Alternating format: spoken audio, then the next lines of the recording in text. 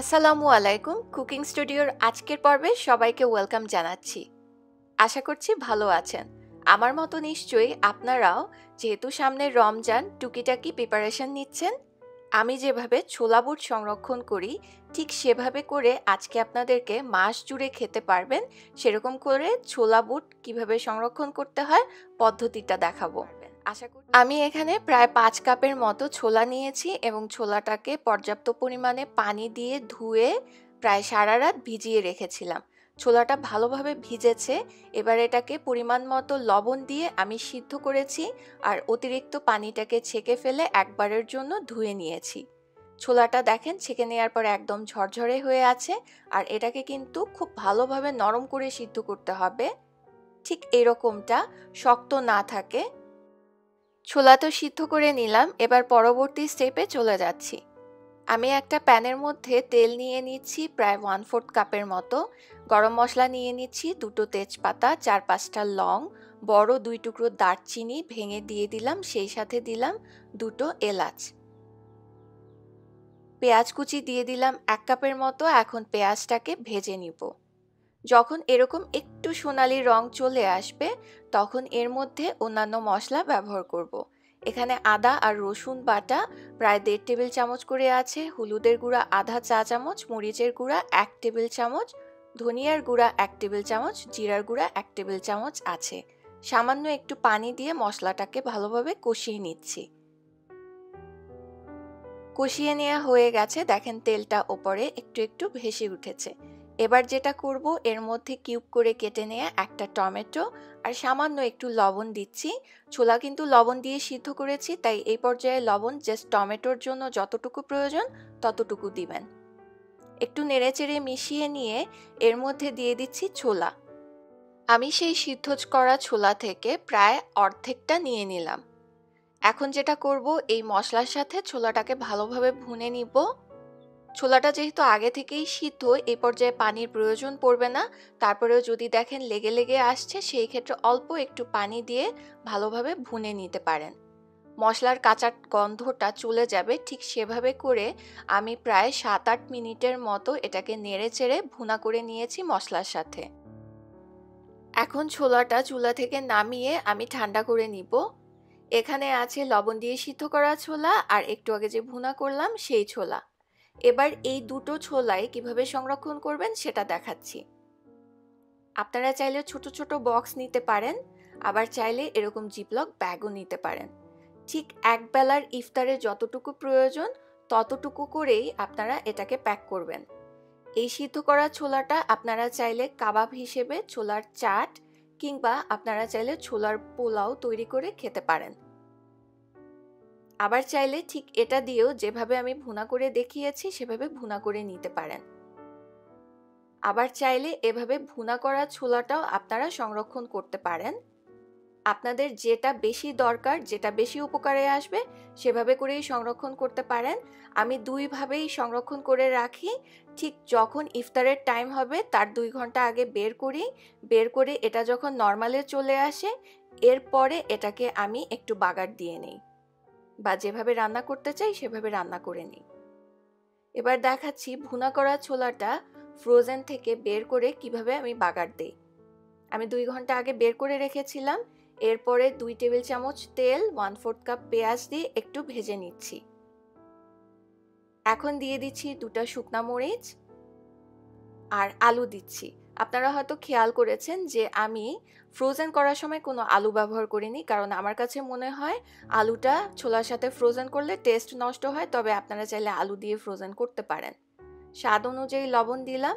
লবণটা জাস্ট আলুতে যতটুকু প্রয়োজন ততটুকু দিয়েছি। এবার একদিনের ইফতারে যতটুকু ছোলা আমরা খাবো ততটুকু ছোলা আমি নিয়েছি। এরপরে নিলাম 2-3টা আস্ত কাঁচামরিচ আর 1 চা চামচ ভাজা জিরা। এখন এই সব কিছুকে একত্রে আমি ভেজে নিচ্ছি কিছুক্ষণের জন্য। আমি আলুটা চটকে ব্যবহার করেছি সিদ্ধ করাটাই। আপনারা চাইলে স্কোয়ার শেপ করে কেটেও দিতে পারেন, তবে আমার কাছে মনে হয় আলুটা এরকম আধা ভাঙা করে দিলে ছোলাটা একটু মাখা মাখা হয়। আপনারা ফ্রোজেন করে যে রাখবেন ভুনা ছোলাটা, ঠিক এভাবে ফ্রিজ থেকে বের করে আমার মতো করে বাগার দিয়ে নেবেন। এরপরে স্বাদ অনুযায়ী ধনিয়া পাতা কুচি দিয়েছি। এখন আবারও একটু নেড়েচেড়ে মিশিয়ে নিচ্ছি। প্রায় মাস জুড়ে এভাবে ফ্রোজেন করে রেখে তারপরে আপনারা যদি এভাবে করে একটু বাগার দিয়ে পরিবেশন করেন, তাহলে এটা একদমই ফ্রেশ ছোলার মতো টেস্ট হবে, বোঝাই যাবে না যে এটা আপনারা ফ্রোজেন করে রেখেছিলেন। এভাবে করে দেখতে পারেন, এতে রোজার সময় কাজটা একটু হালকা হয়ে আসে।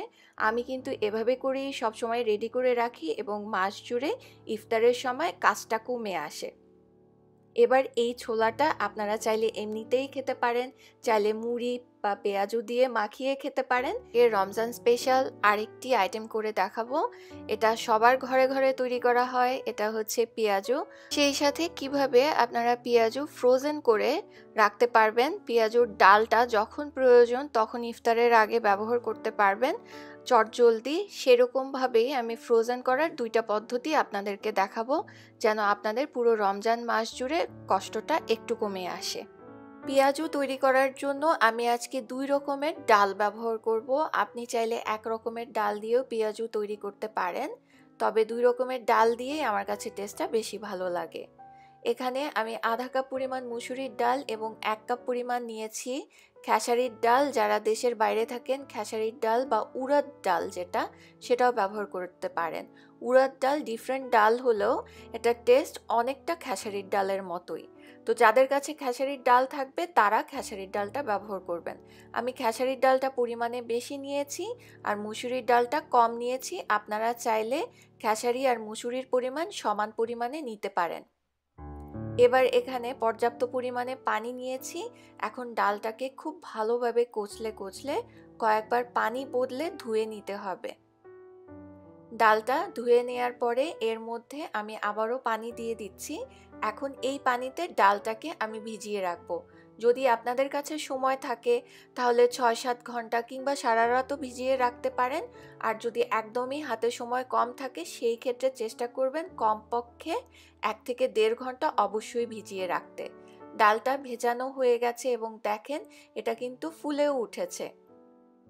এবার যেটা করব, ডালের মধ্যে অবশিষ্ট যে একটু পানি আছে সেই পানিটাকে আমি ছেঁকে নিব। ছেঁকে ডালটাকে একদম শুকনো করে ফেলা যাবে না, ডালের মধ্যে হালকা পানি লেগে থাকবে। জাস্ট অতিরিক্ত যে পানিটা বাটিতে ছিল সেই পানিটাকে আমি ছেঁকে সরিয়ে নিচ্ছি। এবার এই পানিটা ফেলে দিচ্ছি।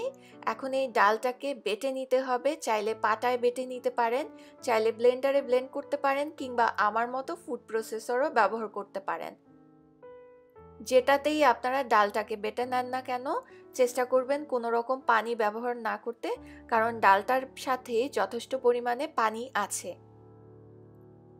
আর ডালটাকে একদম মিহি করে বাটা বা ব্লেন্ড করা যাবে না, একটু দানাদার অবস্থায় থাকবে, তাহলে পেঁয়াজুটা খেতে বেশি ভালো হয়।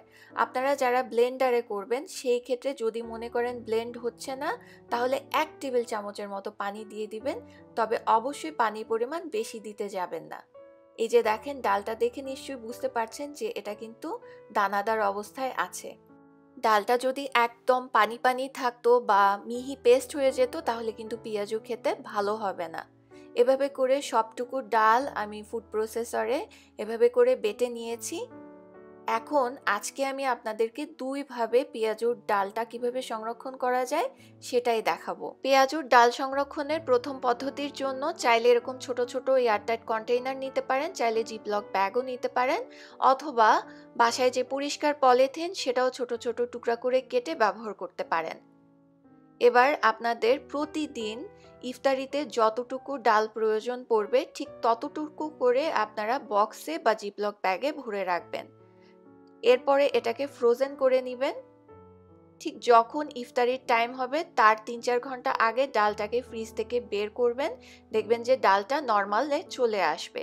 তারপরে এখন আমি দেখাচ্ছি সেই ডালটা নর্মালে আসার পরে কিভাবে সেটা দিয়ে আপনারা পেঁয়াজু তৈরি করবেন। আমি এখানে প্রায় 1 কাপ পরিমাণ পেঁয়াজ কুচি নিয়েছি। এর মধ্যে নিয়ে নিচ্ছি আমি কাঁচামরিচ কুচি, এটা স্বাদ অনুযায়ী দিয়েছি, আপনারা যতটুকু ঝাল পছন্দ করেন তাই বুঝে ব্যবহার করবেন। আদা আর রসুন বাটা প্রায় আধা চা চামচ করে নিয়েছি।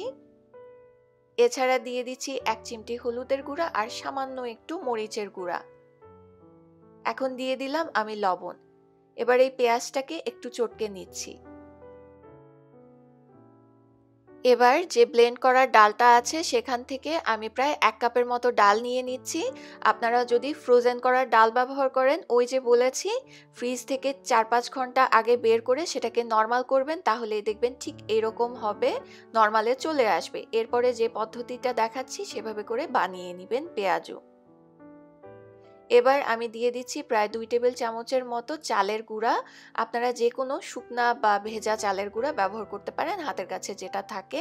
চালের গুঁড়াটা ব্যবহার করলে পেঁয়াজুটা মচমচে হয়। চালের গুঁড়া না থাকলে না দিলেও চলবে।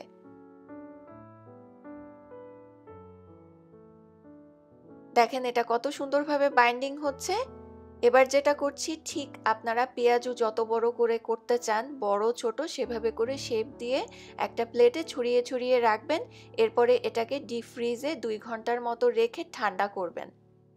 এবার আমি ফ্রিজ থেকে বের করে নিয়েছি। দেখেন আমি যে জিপলকে রেখেছিলাম সেগুলোও কিন্তু ফ্রোজেন হয়ে গেছে। আর এই যে বড়ার মতো করে মশলা সহ যে রেখেছি সেগুলোও ফ্রোজেন হয়ে গেছে। এখন আপনাদের যেটা সুবিধা সেভাবে করে বানিয়ে 1 মাসের মতো সংরক্ষণ করতে পারেন। আমি আজকে কিছু ফ্রোজেন পেঁয়াজুই ভেজে দেখাচ্ছি। যেগুলো আগে থেকে মশলা দিয়ে আমি ফ্রোজেন করেছিলাম সেগুলোই এখন ভাজবো। আর ভাজার জন্য তেলটা অবশ্যই ভালোভাবে গরম করবেন। গরম করে তারপরে সরাসরি ফ্রিজ থেকে বের করে চুলার মধ্যে দিয়ে দিলেই হবে।